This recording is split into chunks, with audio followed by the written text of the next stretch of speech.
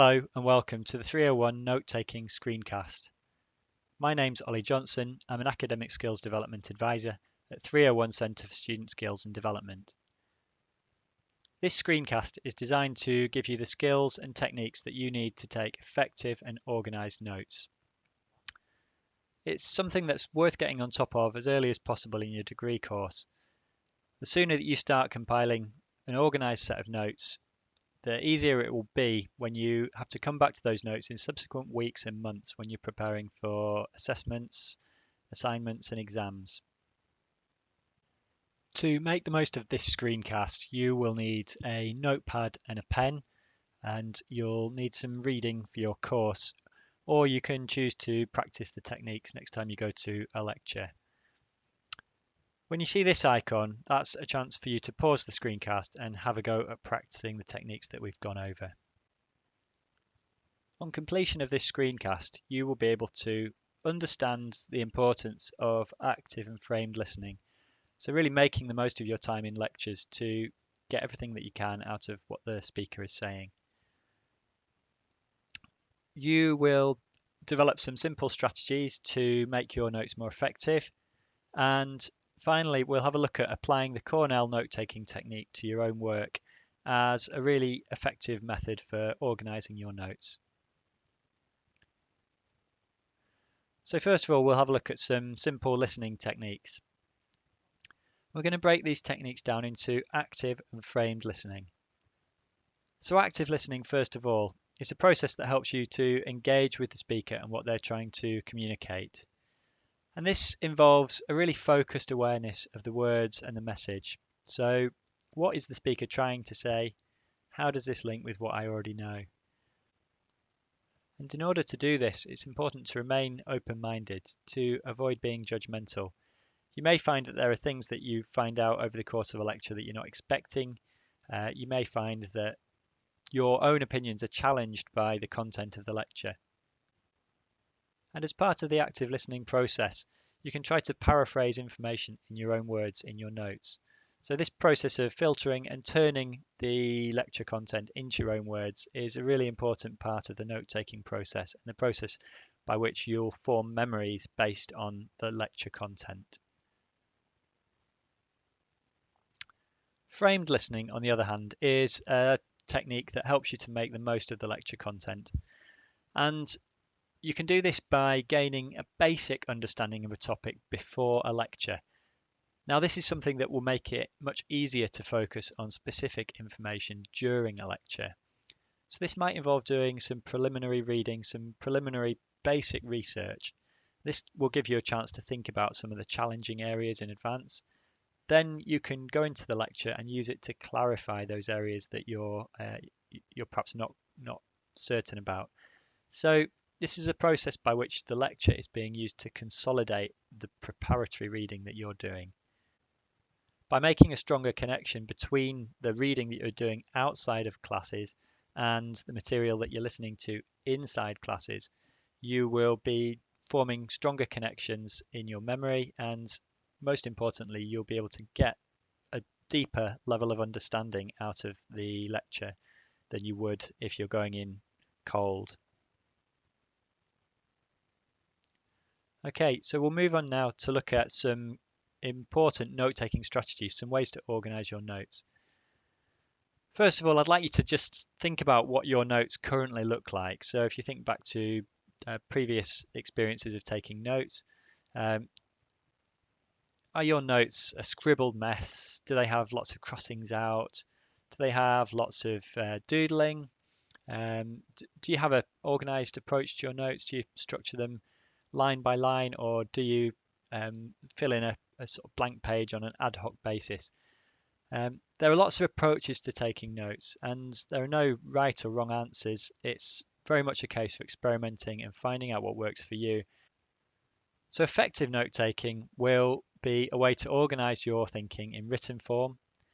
It will help you to pose important questions and to spot inconsistencies, so identifying the gaps in your knowledge, things that you're perhaps not clear on. It'll be a way for you to structure your thoughts and form opinions. So note-taking in many ways is a process, an active process of memory formation. and this will help to improve your recall of the information in subsequent days, weeks, and months. The important thing about being organized in your note taking is that this is an investment in time. It will save you a lot of time and effort later on. So now we'll look at some concrete strategies for taking effective notes. And number one is be concise. Now, this is a really important one because the whole point of notes is that you're creating something much more easily accessible than the source material. What you don't want is to get to the time when you're preparing for exams or writing your essay and find that you're just awash with a sea of notes with far too much material to work through. So it's much better to invest time early on in making your notes concise, keeping to the point, using abbreviations when you can. Try to use bullet points rather than full sentences. This will be much easier to scan through later to pull out the main points. And try to minimize irrelevant and unimportant information. And this will avoid you wasting time later on when you're going back over things that you perhaps don't need to look at again. So number two, keep it readable. This might seem like an obvious one. You might think that your notes are going to be readable, but if you look back at them straight away, the content is still fresh in your mind. Will those notes be readable later on, later today, tomorrow, next week, when that content's already faded? So it's important to think about your handwriting when you're taking notes, not to get into the habit of just scribbling the content down as quickly as possible. Try to find a strategy for spacing material out on the page, and we'll look at how to do that in a really easy way later on in this screencast. So number three, be organized. So try not to copy whole paragraphs and slides. Try to paraphrase what you're seeing on screen or what the speaker's saying. Include references where possible. Being organized with your references is a really important skill and something that's worth investing time in early on so that you don't have to go back through and seek out those references later on. Make sure the structure is easy to follow. Again, try to make the structure consistent from lecture to lecture so that you can access all of your notes in the same way. And even if you're being given handout summaries of the lectures, don't rely on them to have everything that you'll need in them.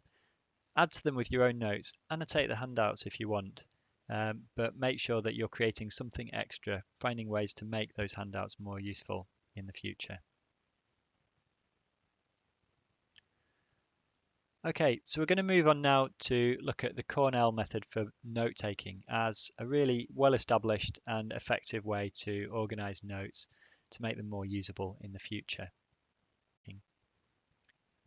So first of all, you'll need an A4 page divided into two unequal columns. The right-hand column will be wider, and that'll be where you're recording your more substantial notes. The Q column will be narrower. This might be the margin of the page if it's already pre-marked with a margin. During the lecture, you'll be taking notes as you normally would in the right-hand column. So this is where you're going to record the more substantial notes from that lecture. After the lecture, you'll be picking out keywords from that right-hand column to put into the left-hand column, the Q column. Once the lecture's finished, you can go back to those notes and cover up the notes section with paper. Use the bottom bar to summarize what's been covered. So this is your summary of the main points that you've taken from the lecture. Once you've finished this process, go back to your notes again and reflect on the process. Do your notes make sense in their current form? Does the summary provide a fair appraisal of what was covered in the lecture? So this technique will help you to be systematic and organized in your note taking. It'll help you to stay focused in the lecture. You'll be taking your notes with an eye to picking out keywords to put in the Q column later on. And it will help you to produce effective notes for revision. You'll be able to go back to the summary and quickly and easily pick out the key things that you need from that lecture Then if you want to delve more deeply into what was actually covered, you can read you can use the Q column as a kind of index to your further notes that you took over the course of that lecture. So now it's over to you to have a go at practicing the Cornell method. So either using some of your course reading, or if you want to wait for the next lecture on your course, have a go at taking notes using the Cornell method, following the advice that we've outlined in this screencast.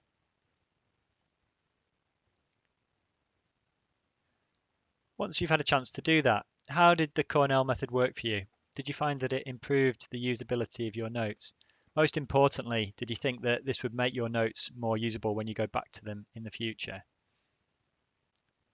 To conclude this screencast, it's important to emphasize that note-taking doesn't finish at the end of a class. It's important to go back to your notes and to consolidate them. In particular, you'll need to go back to them to fill in any missing information or data. So you might have missed names, dates, or references. To clarify any points raised over the course of a lecture, so to answer any questions that may have come up. To check any definitions of words or terminology that you perhaps didn't understand. To elaborate on the key points that you've made in your notes. To check the key references and to look up the further reading that you might have been recommended to do. And perhaps most importantly, to keep your notes somewhere logical and safe. It's important to know where they are so you can go back to them in the future. So over the course of this screencast, we've looked at the importance of active and framed listening as a way to make the most of your time in lectures. We've looked at some simple strategies to make your notes more effective, and we've looked at how to apply the Cornell note-taking technique to your own work as a way to organize your notes. If you found this screencast useful, you might find some of the other resources available at 301 Centre for Student Skills and Development useful. We run a workshop program including topics such as speed reading, reading from memory, and academic writing. We offer a series of one-to-one study skills tutorials that are available to sign up for on a daily basis. And we also have support available online via the Academic Skills Hub. So please visit our website to find out more. Thanks for your attention and good luck with your note-taking techniques.